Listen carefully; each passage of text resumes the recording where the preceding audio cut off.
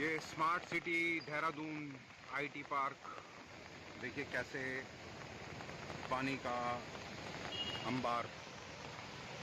ये देखिए बाढ़। स्मार्ट सिटी देहरादून, आप देख सकते हो कैसे लोगों की गाड़ियां फंस रही हैं। ये स्मार्ट सिटी है हमारी देहरादून की। रेट की कीमतें देखो कैसे भाग रही हैं, प्रॉपर्टी की कीमतें कैसे चढ़ रही हैं, देख सकते हो आप। ये देखिए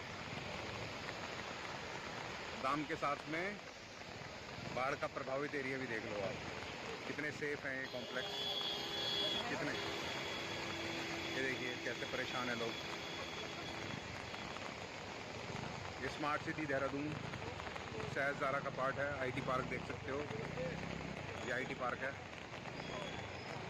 आप देख सकते हैं कैसे बिल्कुल बाढ़ की सिचुएशन है। ये स्मार्ट सिटी है, वो बेचारे की गाड़ी फंसी हुई है। पानी देख सकते हो कितना बहाव है पानी का।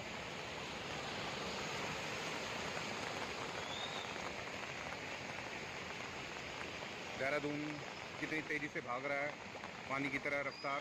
प्रॉपर्टी की कीमतें आसमान छूती कीमतें, ये देख सकते हो आप। ये जाट भाई को देखो, ये भी रेट लगा रहा है, प्रॉपर्टी की कीमतें लगा रहा है यहाँ पे।